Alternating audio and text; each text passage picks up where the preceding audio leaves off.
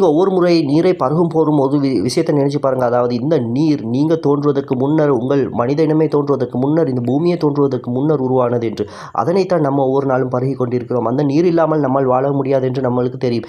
இது எப்படிப்பட்ட ஒரு சிறப்பான கதை என்பதை சயின்ஸ் சொல்கின்றது. அதனை பார்ப்போமா? முதலாவது நீங்கள் நினைத்து பார்க்க வேண்டும், இந்த யூனிவர்ஸ் தோன்றிய அந்த ஆண்டுகளை 13.8 பில்லியன் ஆண்டுகளுக்கு முன்னர் தான் இந்த யூனிவர்ஸ் தோன்றியுள்ளது. இந்த யூனிவர்ஸில் ஒரு அங்கம் தான் எல்லாமே என்பதை நீங்கள் அறிவீங்க. யூனிவர்ஸ் தோன்றி ஏறத்தாழ 9 மில்லியன் ஆண்டுகள் கடந்த முன்னர், யூனிவர்ஸ் தோன்றி 9 மில்லியன் ஆண்டுகளுக்கு முன்னர் என்ன நடந்திருக்கின்றது என்றால், ஆக்சிஜன் மொலக்யூல்ஸ் தோன்றியுள்ளது. ஆரம்பத்தில் ஹைட்ரஜன் மொலக்யூல் மட்டும்தான் இருந்தது. அந்த ஹைட்ரஜனும் ஆக்சிஜனும் கலப்பது தான் நீர் என்பதை நீங்கள் அறிவீங்க. அப்படி 9 பில்லியன் ஆண்டுகளுக்கு முன்னர், 900 கோடி ஆண்டுகளுக்கு முன்னர் ஏற்பட்டுள்ளது இந்த நீரானது.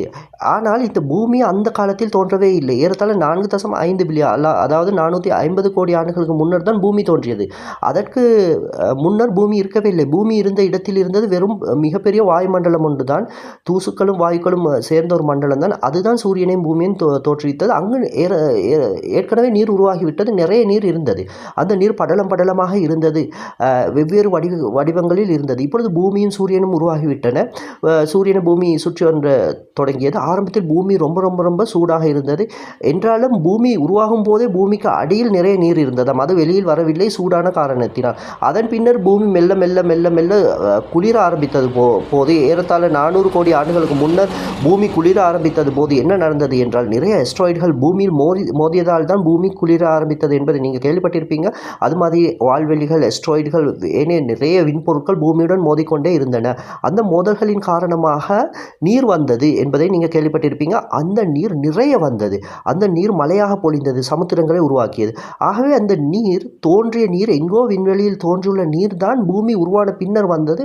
அது மாதிரி தான் பூமி உருவாக முன்னரே பூமியின் உள்ளே உள்ள நீரும் அந்த சமுத்திரங்களுடன் சேர்ந்து கொண்டது. இப்பொழுது பூமி முழுதாக சமுத்திரங்களால் சூழப்பட்டதாக ஆரம்பித்தது. அதன் பிறகுதான் கண்டங்கள் தோன்றின.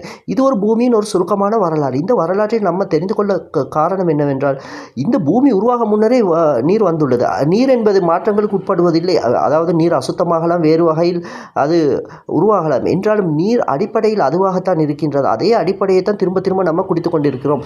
நீங்கள் தெரியுமா, நம்ம குடித்த நீர் எப்படியோ எங்கோ போய் அது பூமியில் சேர்ந்து திரும்பவும் அது நல்ல நீராக மாறி வருகின்றது. எப்படி வருகின்றது? கோடிக்கணக்கான ஆண்டுகள் சில வேலை எடுக்கலாம். ஆனால் வருகின்றது. அதனை திரும்பவும் இன்னொரு மனிதர் குடிக்கிறார் என்று. ஆகவே நம்ம குடிப்பதற்கு, நம்ம கழுவுவதற்கு, நம்ம அன்றாட பயன்பாட்டிற்கு பயன்படுத்தும் இந்த நீரானது பூமியின் தோற்றத்திற்கு முன்னர் வந்தது என்பது ஆச்சரியத்திலும் ஆச்சரியம். ஒவ்வொரு நேரமும், ஒவ்வொரு வினாடியும் நீங்கள் அந்த நீரை பருகும் போது இதனை நினைத்து பாருங்க. ஆகவே நம்ம செய்யும் ஒவ்வொரு கர்மங்களையும் சயின்ஸ் ஒளிந்திருக்கிறது என்பது உங்களுக்கு இதிலிருந்து புரிய வரும். ஆக இந்த சேனலின் ஊடாக தொடர்ந்தும் இது மாதிரியான சயின்ஸ் தொடர்பாக உங்களை சிந்திக்க தூண்டும் வீடியோக்களை தொடர்ந்து நாம் கொண்டு வருவோம். அதனால் எம்முடன் இணைந்திருங்க, சப்ஸ்கிரைப் பண்ணுங்க, எமது வீடியோக்களை லைக் பண்ணுங்க.